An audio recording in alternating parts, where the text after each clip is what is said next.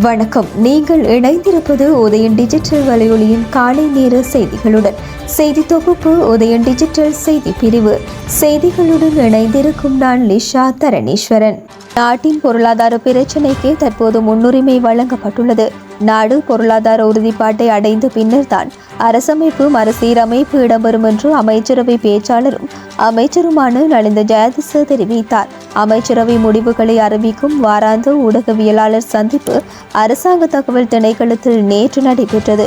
இதன்போது அமைச்சர் நலிந்த ஜெயதிச மேலும் தெரிவித்ததாவது: மக்கள் ஆணையின் பிரகாரம் அரசமைப்பு மறுசீரமைப்பு நிச்சயம் இடம்பெறும். உடனடியாக அதற்குரிய நடவடிக்கை தற்போது இடம்பெறாது. புதிய அரசாங்கம் ஆட்சிக்கு வந்து 2.5 மாதங்கள் தான் கடந்துள்ளன. பொருளாதார பிரச்சினை தான் எமக்குள்ள பெரும் சவால். எனவே பொருளாதார உறுதித்தன்மையை ஏற்படுத்த தீவிரமாக செயற்பட்டு வருகின்றோம். அதற்கு சில காலம் எடுக்கும்.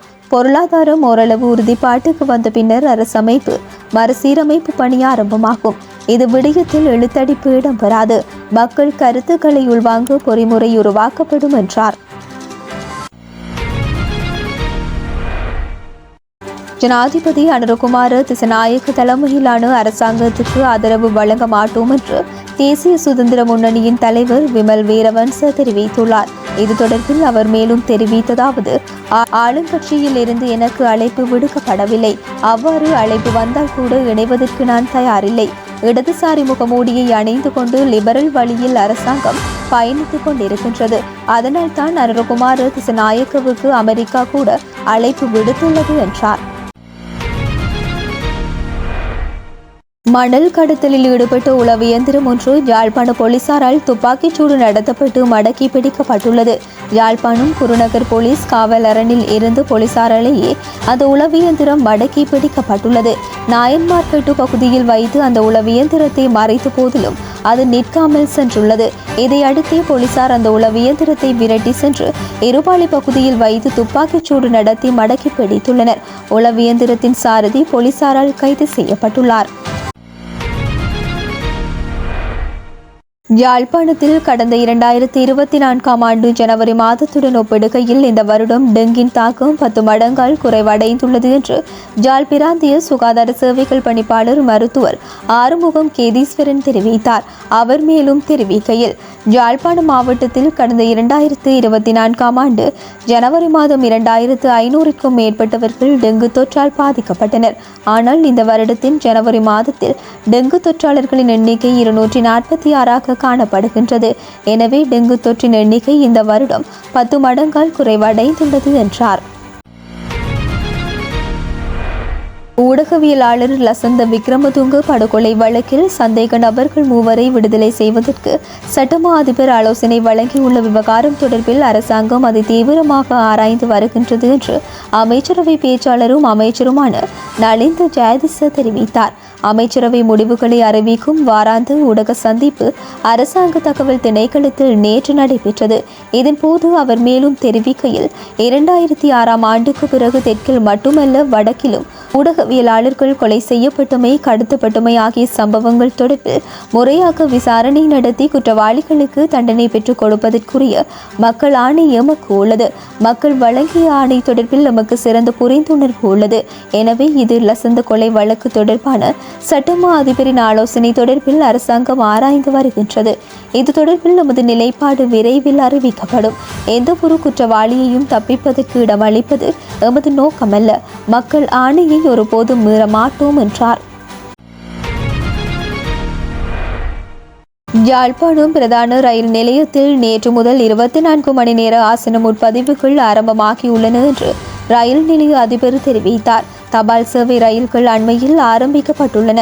ஆதலால் பயணிகளின் அசௌகரியங்களை தவிர்க்கும் விதமாகவும் பயணிகளின் நலனை கருத்தில் கொண்டும் ஆசன முன்பதிவு நடவடிக்கைகள் ஆரம்பிக்கப்பட்டுள்ளன என்று யாழ்ப்பாணம் ரயில் நிலைய அதிபர் மேலும் தெரிவித்தார். நாடாளுமன்ற உறுப்பினர் ராமநாதன் அர்ச்சுனா ஒரு மனநோயாளி, அவரை மனநல மருத்துவரிடம் அனுப்ப வேண்டும் என்று நாடாளுமன்ற உறுப்பினர் தயாசிரி ஜெயசேகர தெரிவித்துள்ளார். நாடாளுமன்றம் நேற்று முற்பகல் 9:30 மணிக்கு சபாநாயகர் தலைமையில் கூடியது. இதன்போது நாடாளுமன்ற உறுப்பினர் ராமநாதன் அர்ச்சுனா அனுராதபுரம் போலீசாரால் தான் கைது செய்யப்பட்ட விவகாரத்தை மையப்படுத்தி சிறப்புரிமை பிரச்சினையை முன்வைத்தார். அர்ச்சுனா எம்பி இவ்விடயத்தை தமிழில் குறிப்பிட்டுக் கொண்டிருக்கையில் சிறப்புரிமை பிரச்சினையை ஆங்கில மொழி மூலம் சமர்ப்பித்துள்ளீர்கள், அதில் உள்ள விடயங்களை மாத்திரம் குறிப்பிடுங்கள் என்று சபாநாயகர் குறிப்பிட்டிருந்தார். கடிதத்தில் உள்ள விடயங்களை தான் குறிப்பிடுகின்றேன் என சுட்டிக்காட்டி ஆங்கில மொழியில் அதனை வாசித்தார் அர்ச்சுனா எம்பி. அத்துடன் நாடாளுமன்ற முகாமைத்துவம் மற்றும் சபாநாயகர் மீது விமர்சனங்களை முன்வைத்தார். தனக்கு உரையாற்ற வாய்ப்பளிக்காமை தொடர்பிலும் கருத்து வெளியிட்டிருந்தார். இதை அடுத்து கடிதத்தில் கூறப்பட்டுள்ள விடயங்களுக்கு அப்பால் உள்ள விடயங்களை கன்சர்ட்டில் இருந்து நீக்குமாறு சபாநாயகர் கட்டளையிட்டார். இதன்போது ஒழுங்கு பிரச்சினையொன்றை எழுப்பிய நாடாளுமன்ற உறுப்பினர் தயாசிரி ஜெயசேகர, இவரின் நடத்தை தொடர்பில் எமக்கு பிரச்சினைகள் உள்ளன. ஒரு புறத்தில் இவர் உங்களை நோக்கி வெட்கம் என குறிப்பிடுகின்றார், மறுபுறத்தில் சிறுபான்மை இனத்தவர்களுக்கு எதிரான விடயம் என்றும் குறிப்பிடுகின்றார். இங்கே சிங்களம், தமிழ், முஸ்லிம் என வேறுபாடுகள் கிடையாது. சிறுபான்மையினம் என்று நாங்கள் எவரையும் கதைப்பதில்லை. இவ்வாறான கருத்துக்களுக்கும் செயற்பாடுகளுக்கும் சபையில் இடம் அளிக்க வேண்டாம். இவர் மனநலம் பாதிக்கப்பட்டவர், இவரை மனநல மருத்துவரிடம் அனுப்புங்கள் என்று தெரிவித்தார். இதை அடுத்து மூளை குழம்பிய தயாசிரி மட்டுமல்ல, அவரால் மூளை குழப்பப்பட்டுள்ளவர்களும் நான் கதைக்கும் போது உரையாடுகின்றனர். அவர்கள் இவ்வாறு எனது நேரத்தை எடுத்துக்கொண்டால் நான் எங்கு போய் எனது கருத்தை முன்வைப்பது என்று அர்ச்சுனா எம்பி அங்கலாய்த்தார். பிப்ரவரி மாதம் 15ஆம் தேதி முதல் யாழ்ப்பாணம் கொழும்புக்கு இடையில் உத்தர தேவி ரயில் சேவைகள் ஆரம்பிக்கப்பட உள்ளன.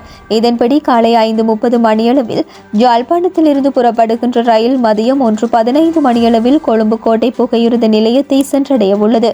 கொழும்பில் இருந்து காலை 11:50 மணியளவில் பயணிக்க ஆரம்பிக்கும் ரயில் மாலை 6:50 மணியளவில் வந்தடையும் என்றும் தெரிவிக்கப்பட்டுள்ளது. ஏனைய சேவைகள் கடந்த 31ஆம் தேதி மீள ஆரம்பிக்கப்பட்டு இரவு நேர தபால் சேவையானது காங்கேசன் துறையில் இருந்து இரவு 8 மணிக்கு பயணத்தை ஆரம்பித்து அதிகாலை 4:20 மணியளவில் கொழும்பு கோட்டையை சென்றடையும். கொழும்பு கோட்டையில் இருந்து இரவு 8 மணியளவில் பயணத்தை ஆரம்பிக்கும் ரயில் யாழ்ப்பாணத்தை அதிகாலை 3:55 மணிக்கு வந்தடையும். இதேவேளை ஏற்கனவே இடம்பெற்று வருகின்ற யாழ் தேவி ரயில் சேவையானது காலை 5:45 மணியளவில் கொழும்பு கோட்டையில் இருந்து சேவையினை ஆரம்பித்து யாழ்ப்பாணம் ரயில் நிலையத்தை 12:20 மணியளவிலும் காங்கேசன் துறையை 1:45 மணியளவிலும் வந்தடையும்.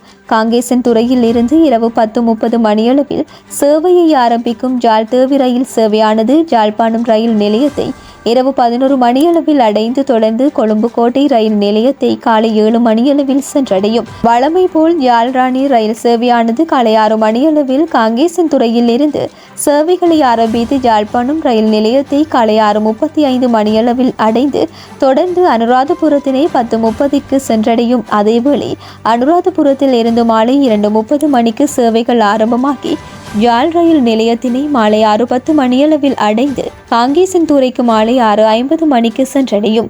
மேலும் விசேட சேவையாக சனி மற்றும் ஞாயிறு தினங்களில் கடுகத் ரயில் சேவை கொழும்பு கோட்டையில் இருந்து காலை 5:30 மணிக்கு ஆரம்பித்து யாழ்ப்பாணத்தை காலை 11:50 மணியளவில் வந்தடையும். மேலும் யாழில் இருந்து மாலை 2:15 மணிக்கு ஆரம்பமாகி கொழும்பை இரவு 8:50க்கு சென்றடையும். இத்துடன் உதயம் டிஜிட்டல் வலையொலியின் காலை நேர செய்திகள் நிறைவடைகின்றன. தொடர்ந்தும் இரவு நேர பிரதான செய்திகளுடன் இணைந்திருங்கள். வணக்கம்.